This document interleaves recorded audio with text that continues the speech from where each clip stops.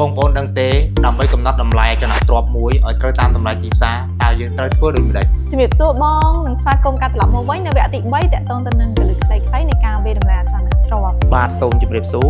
កាលពីវគ្គមុនខ្ញុំបានធ្វើការចែករំលែកជូនបងប្អូនអំពីគោលបំណង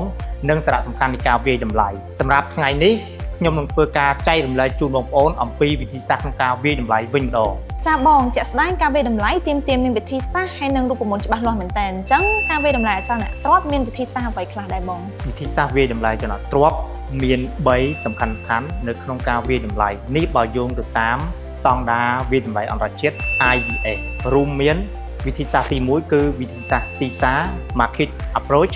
វិធីសាស្ត្រទី2គឺវិធីសាស្ត្រប្រាក់ចំណូល Income Approach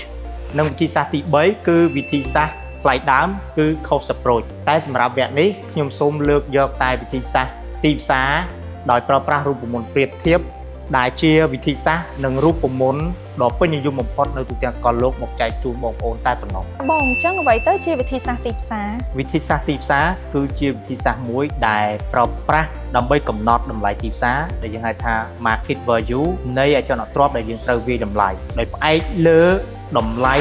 ទិញលក់ឬកំពុងដាក់លក់ថ្មីៗនៃអចលនទ្រព្យប្រៀបធៀបដែលមានលក្ខណៈដូចឬស្រដៀងគ្នាទៅនឹងអចលនទ្រព្យដែលត្រូវវាយតម្លៃដូចឬស្រដៀងនឹងទាំងប្រភេទទាំងទីតាំងទំហំរូបរាងនិងលក្ខណៈសម្បត្តិផ្សេងៗឧទាហរណ៍ប្រសិនបើយើងវាយតម្លៃដីទំនេរ1ឡូដែលជាឡូកដាលដែលមានទទឹង20ម៉ែត្រដោយ30ម៉ែត្រទំហំ600ម៉ែត្រការ៉េនៅក្នុងតំបន់លំនៅឋាន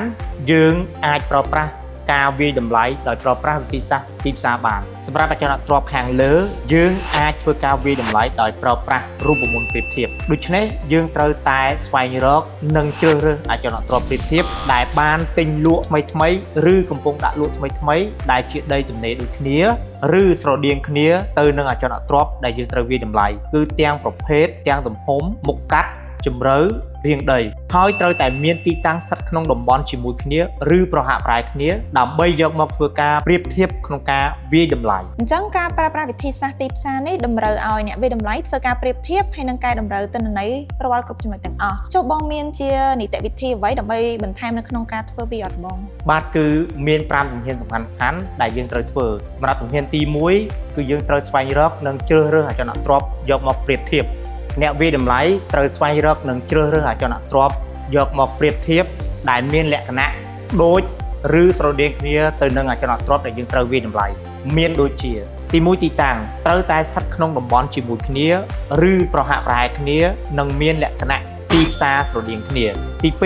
ពេលវេលាទិញលក់អចលនទ្រព្យប្រៀបធៀបត្រូវតែមានពេលវេលាទិញលក់ឬកំពុងដាក់លក់ថ្មីៗនិងទី3មានលក្ខណៈសម្បត្តិដូចជាប្រភេទដូចគ្នាស្រដៀងគ្នាទាំងទំហំមុខកាត់ជម្រៅនិងរាងដីសម្រាប់ជំហានទី2យើងត្រូវតែធ្វើការផ្ទៀងទាត់និងវិភាគសម្រាប់ចំណុចនេះគឺអ្នកវាយតម្លៃត្រូវយកអចលនទ្រព្យប្រៀបធៀបនីមួយៗមកធ្វើការផ្ទៀងទាត់និងវិភាគឲ្យបានគ្រប់ចំណុចទាំងអស់រួមមានទី1វិភាគទៅលើពេលវេលានៃការទិញលក់ឬកំពុងដាក់លក់វិភាគទៅលើតម្លៃនៃការទិញលក់និងវិភាគទៅលើលក្ខណៈសម្បត្តិរបស់អចលនទ្រព្យប្រៀបធៀបនីមួយៗធៀបទៅនឹងអចលនទ្រព្យរបស់យើងសម្រាប់ជំហានទី3គឺធ្វើការកែតម្រូវនៅចំណុចនេះ